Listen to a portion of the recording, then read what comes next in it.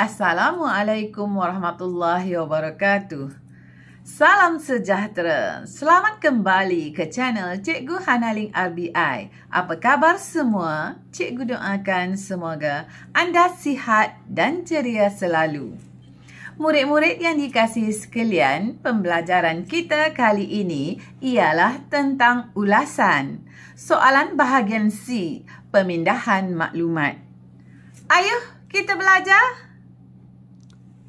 Murid-murid sekalian, ulasan yang bermakna dan menarik pasti berupaya meruntun jiwa pembaca. Mari kita lihat soalan bahagian C, aspek pemindahan maklumat yang dikategorikan sebagai aspek respon terhad. Untuk soalan bahagian C ini, calon akan diuji sama ada ringkasan, ulasan atau rumusan. Pilih satu daripada mana-mana dua soalan yang dikemukakan. Jadi, calon perlu menjawab sama ada soalan satu atau soalan dua. Baik, kita lihat ulasan. Pemberian markah untuk soalan bahagian C ini ialah 15 markah. Perkara yang dipentingkan ialah idea dan bahasa. Baik, bahan rangsangan yang biasanya menjadi soalan ulasan terdiri daripada maklumat-maklumat yang diambil daripada bahan gambar, jadual, iklan, pelan, carta, peta dan sebagainya. Petua penulisan ulasan. Untuk soalan ulasan, idea atau isi merupakan perkara yang penting. Jadi, calon perlu mengemukakan dua isi, iaitu isi tersurat dan isi tersirat. Sebagai contoh, dalam bahan rangsangan dikemukakan maklumat tentang faktor pencemaran alam sekitar. Sudah tentu untuk isi yang tersirat, calon perlu menyatakan atau menghuraikan tentang faktor-faktor pencemaran alam sekitar yang diberi, atau calon boleh menambah dengan kesan-kesan pencemaran alam sekitar. Baik, kedua-dua isi ini mestilah relevan. Jika hanya isi tersurat atau isi tersirat sahaja, maka calon hanya layak mendapat 8 markah. Seterusnya, kita lihat dari segi kriteria penskoran. Untuk makluman anda, pemeriksa akan menilai hasil kerja calon secara impression atau secara tanggapan. Untuk peringkat cemerlang, iaitu julat markah antara 13 hingga 15 markah, isi tersurat dan tersirat yang relevan dengan bahan, ulasan idea yang jelas dan matang, bahasa, ayat gramatis, kosakata luas dan tepat, ejaan dan tanda baca betul, penanda wacana yang betul, kesalahan bahasa yang minimum. Untuk peringkat baik pula, julat markah antara 9 hingga 12 markah.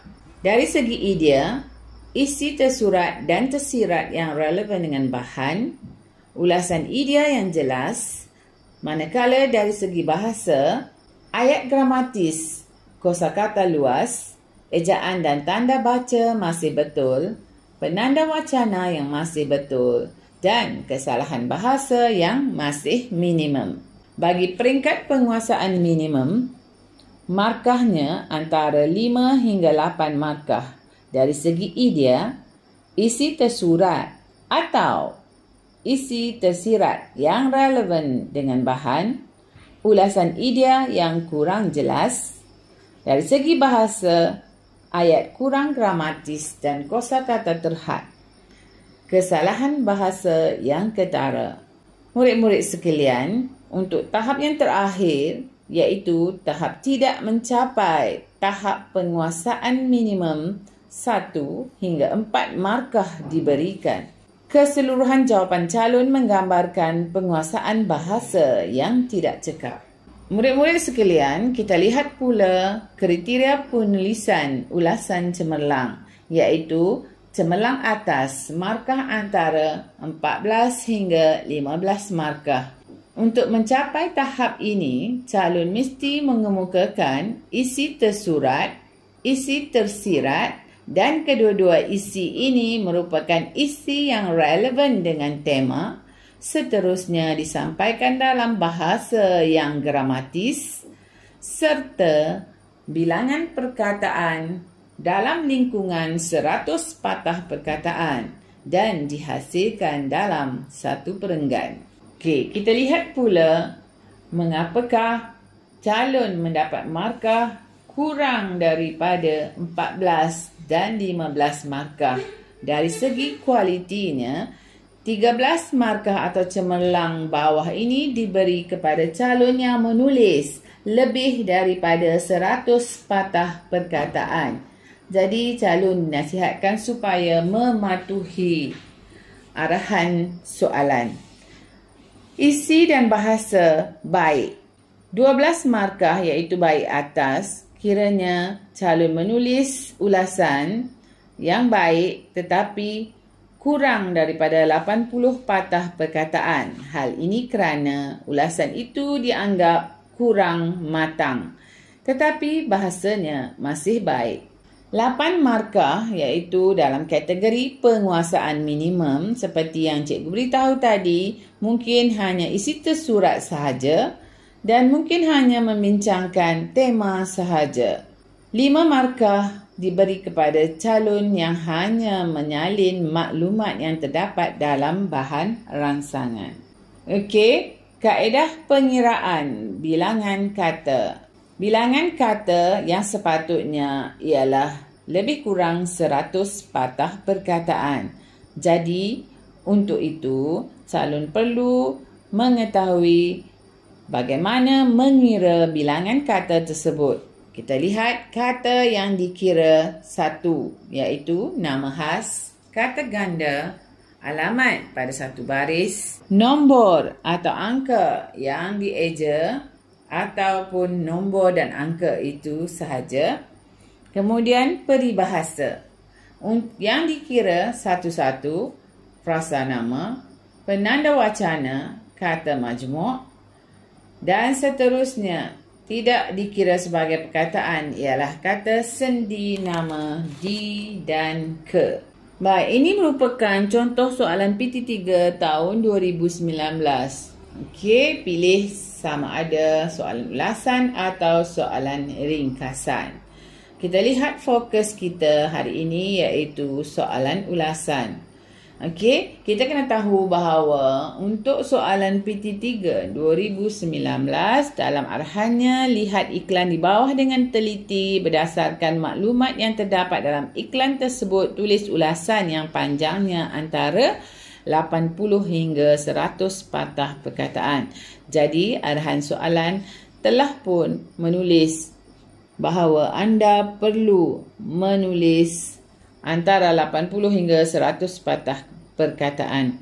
Diberi 3 gambar, iaitu gambar yang berkaitan dengan kereta api ETS, kapal terbang dan juga bas ekspres, dan tajuk utama atau tema kita ialah jom bercuti.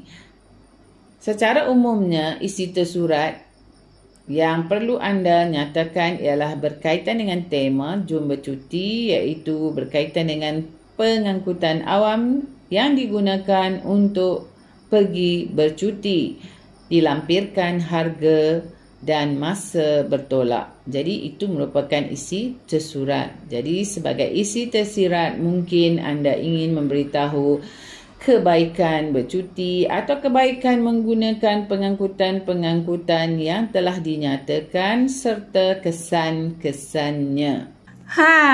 Bagaimana tadi? Sudahkah anda memahami teknik menjawab soalan ulasan dengan baik?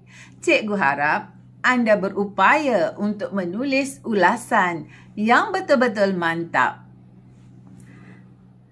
Sekian sahaja perkongsian daripada Cikgu Hanaling RBI. Jangan lupa like, komen dan subscribe. Be